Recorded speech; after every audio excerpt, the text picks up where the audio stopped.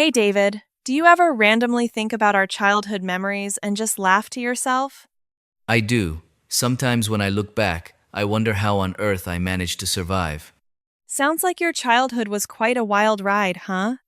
Not exactly a wild ride, more like an overload of recklessness and a severe lack of common sense. Now I'm curious. Tell me about it. When I was about 8, I watched superhero movies where they'd jump off roofs and land looking incredibly cool. So, Don't tell me you tried to copy them? exactly, I decided to conquer the peak of my family's chicken coop roof. Oh my goodness! I tied a red bath towel around my neck as a cape, yelled out, "Superman, go," and jumped. And then? Did the cape help you fly? Didn't do much flying, just landed flat on my knees. I ached for a week, but the fall wasn't the most painful part. What was it then? It was the hen in the coop staring at me with extreme judgment. Ha ha! Your only witness was a chicken. Its face was like, "You humans really have too much free time." That's hilarious, but at least you dared to experiment. What about you? You must have been a very well-behaved kid, right? You're giving me way too much credit. When I was little, I had a passion for becoming a chef.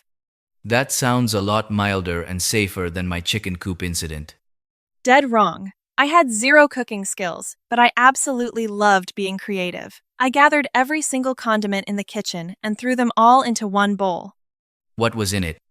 Sugar, salt, fish sauce, chili sauce, vinegar, pepper, and that's not all. I even crushed some cookies and tossed them in. Ew, that's a biological weapon, not soup. I called it the super mixed soup. And who was the first victim to try it? Me, of course. I made my bed, so I had to lie in it. You were truly brave. How did it taste? It took exactly one spoonful for me to realize my dream of being a chef should end right there. I had to chug 3 glasses of water to detox. I bet you learned your lesson after that, right? Not at all. The next day, I was about to try a new recipe, but my mom promptly banned me from the kitchen forever. Now that's a resilient spirit. Did you ever lie to your parents when you were a kid? I did, but my lying skills were so amateur, I'd get caught in a heartbeat. Tell me about it. Once, I accidentally broke my mom's favorite vase. When she asked who did it, I confidently declared, "Our cat must have knocked it over, Mom." Did you guys have a cat at the time? We didn't have a single pet. I only realized that right after the words left my mouth. Haha, what a legendary self-destruct. How did your mom react? She was torn between being angry and finding it hilarious. I still got punished, but at least she got a really good laugh out of it. As for me, I used to think I was a great explorer.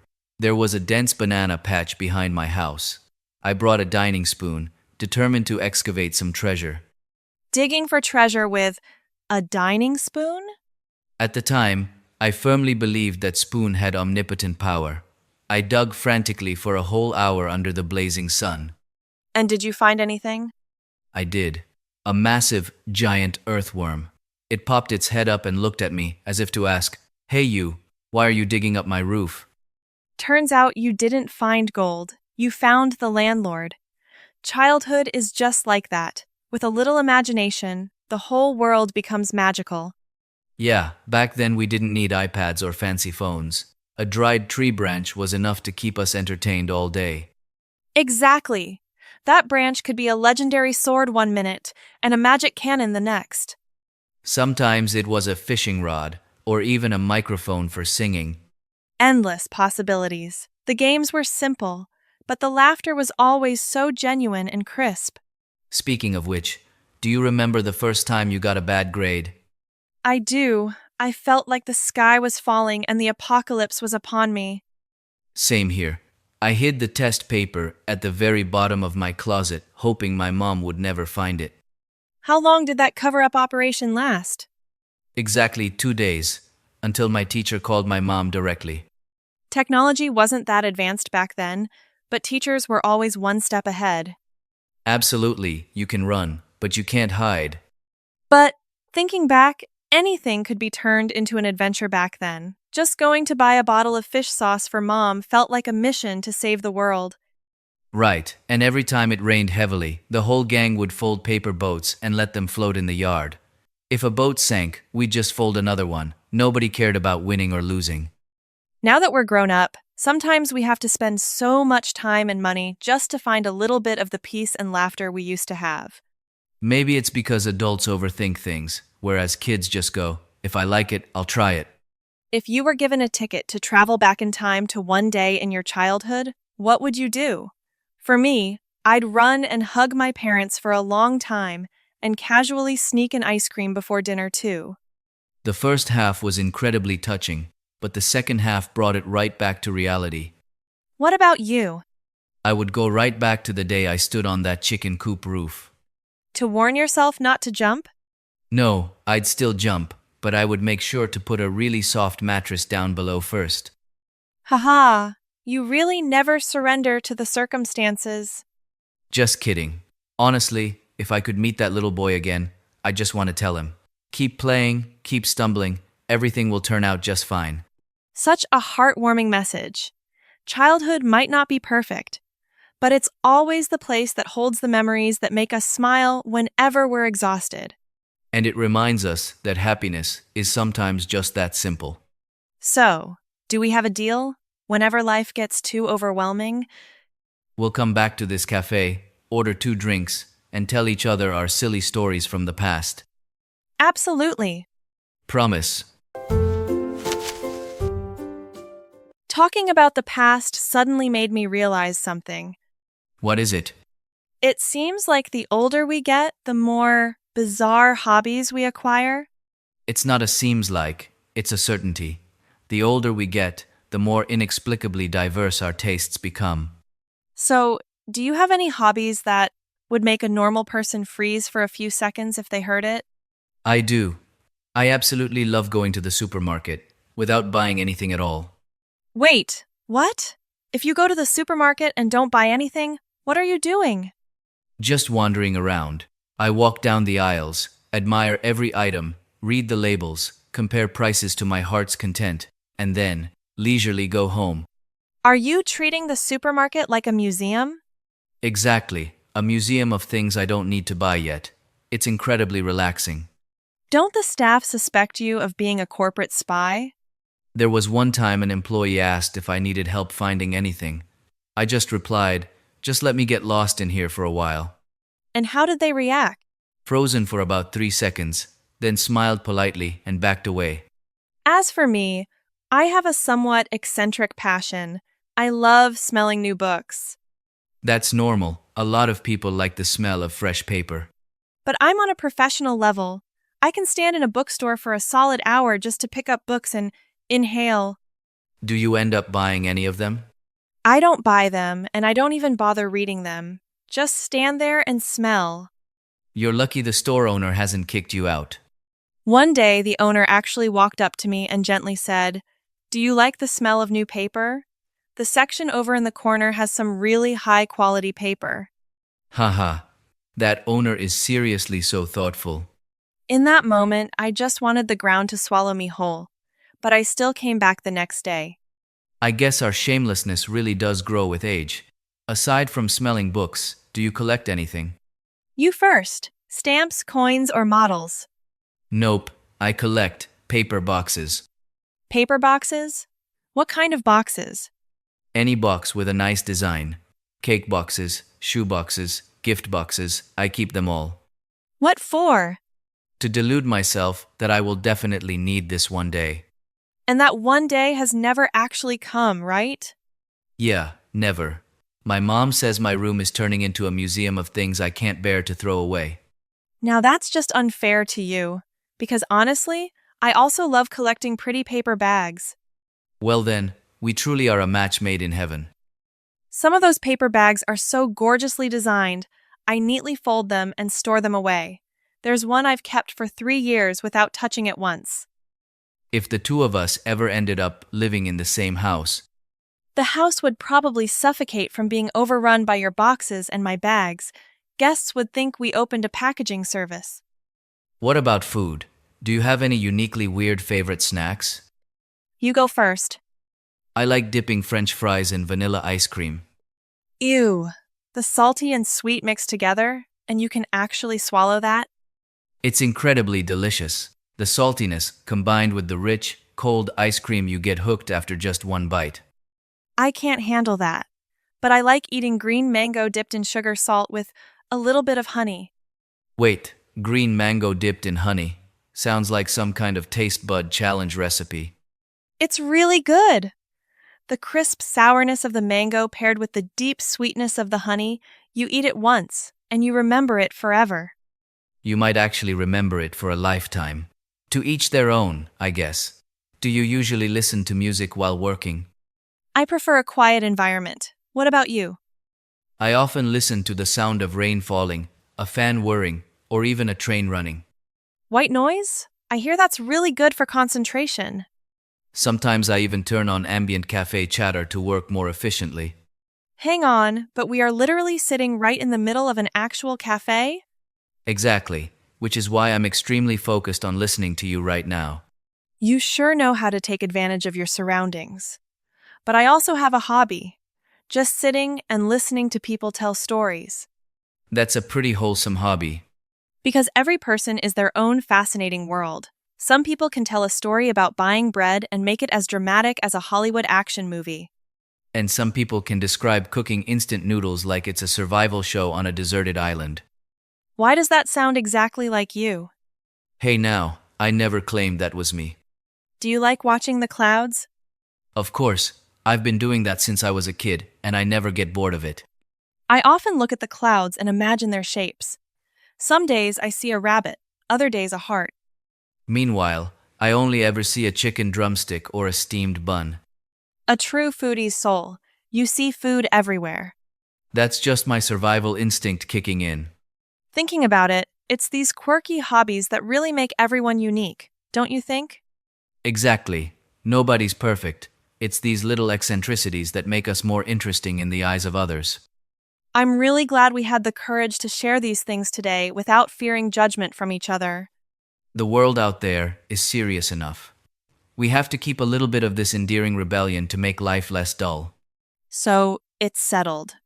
I will remember you as the guy obsessed with paper boxes. And I'll remember you as the girl addicted to smelling new books. Deal. Hey, Sophia. I'm listening? Have you ever harbored a dream that, whenever you tell it, people just laugh it off?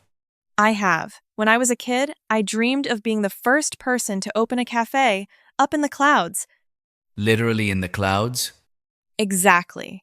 Customers who wanted a drink would take an elevator from the ground straight up to the cloud layer. Pardon me, I forgot that the imagination of an 8-year-old is always stronger than the laws of physics. What if it rained? Then I would give customers a 50% discount for the experience of drinking coffee while taking a rain shower. I've got to commend your sharp business acumen. What about you? I bet you were quite a handful too as a kid. I used to dream of raising a T-Rex as a pet. All right. I'm really trying not to laugh here. I'm serious. I even had a name picked out for it. Dumplings. A T-Rex named Dumplings? Naming it that makes it sound friendly and approachable to all species. So friendly that people would forget it could swallow the world whole, right? That's the ultimate peak of the art of taming. You truly never run out of eccentric ideas. That's not all. When I was a kid, I wholeheartedly believed that if I just slept enough, I'd grow up to be 2 meters tall. So how did that turn out? In the sleep department, I scored a perfect 10. As for the height, well, let's just change the subject. Agreed. I'll save you some face. So now, if you could dream up one totally crazy thing without having to worry about money, what would you choose? I want to visit all the tiny hidden cafes tucked away in every corner of the world. Just to drink coffee? Not entirely. I want to go there to collect stories. Think about it. Every wooden table in a cafe corner has witnessed so much human joy, anger, love, and sorrow. That's true. One table might have heard a sweet marriage proposal. Another might have witnessed the tears of a breakup, or a reunion of soulmates after years apart. Just thinking about listening to those stories gets me excited. You really were born to cherish stories. What about you? What's your current dream? I want to take a road trip everywhere without using a map or GPS. Then you'll get lost in a heartbeat. So what? Sometimes getting lost leads you to unexpectedly beautiful places that a map would never show you. It sounds incredibly romantic and freeing, but in reality, it's going to cost a fortune in gas. In the end, the harsh reality of making a living always drags me ruthlessly back to earth. But I once read a great quote: "If your dream doesn't make you smile whenever you think of it, maybe it isn't big enough." Dreams don't necessarily have to be grandiose things, right? Spot on. Some people just dream of opening a small bakery, some dream of finishing a book, and some still dream of raising a T-Rex named Dumplings. You still haven't given up on that? Never. Who knows, maybe science will advance enough in the future for me to make it a reality. When that happens, I'll stand far away and cheer you on enthusiastically. Just moral support? You're not going to help me take it for a walk? Nope, I'll leave that special privilege entirely to you. Do you think the older people get, the less they dare to dream? I don't think they dream less, they just choose to hide it. Kids always proudly announce their dreams to the whole world. And adults are afraid of being mocked or afraid of failure, so they just quietly keep it inside. But I actually really like adults who manage to hold on to that dreamer spirit. They have this very unique, endearing charm. Hearing you say that gives me a little more confidence to keep dreaming. So, what is your most realistic goal right now? I just want to wake up every morning feeling excited about the work I do. I don't need to be incredibly rich or famous, just seeing myself improve a little bit compared to yesterday is enough. It's a simple dream, but it's exactly what so many people are searching for. What about you? I want to make sure that no matter how old I get, I always maintain that genuine curiosity about the world and the people around me. It's the only way to keep this life from ever getting boring. It's funny when you think about it. The greatest inventions that changed humanity, like airplanes or spaceships, were all initially considered delusional, crazy ideas. Exactly. Dreams aren't a competition to see whose is bigger. They're the fuel that gives us a reason to wake up energized every morning. So, what if you won the lottery tomorrow? I would travel everywhere until I craved a home-cooked meal. Then I'd come back and open a cute little cafe. Pity it wouldn't be up in the clouds, huh? Best keep it on the ground to be safe. But inside, I would design a small wall space where people could write their dreams on notes and stick them up. That's a great idea. I'll be the first to break the ice with a note that says, "One day, I will be brave enough to do the things I've always wanted to do." And I will write, "Never lose the ability to smile at the simplest things." Those aren't just dreams anymore. They're like gentle reminders for all of us. Sometimes, happiness is simply a good cup of coffee, a friend who gets you, and a journey waiting ahead. I just realized something fascinating. We started today's conversation by digging up childhood memories, then moved on to our current quirky hobbies, and now we're discussing future dreams. It really is a complete journey, and the magic is that it all happened right here around this tiny coffee table. Sometimes we don't have to go far to find connection. We just need to meet the right person and have enough patience to listen to each other. Let's meet here again next time, all right? Who knows? Maybe by then you'll have come up with another crazy idea. And maybe you'll have brought your T-Rex dumplings to the cafe, but make sure you book a window table. What for? So your dinosaur friend can just poke its head through the window to chat. I really don't want him accidentally crushing the front door. Haha, makes perfect sense. And if he orders a few dozen actual steamed buns, it'll truly be destiny. The more I think about it, the funnier it gets. But do you know what the best part of our long ramble today is? What is it? It's realizing that whether it's the silly memories of the past, the eccentric habits of the present, or the soaring dreams of the future, they all paint our lives with such vibrant colors.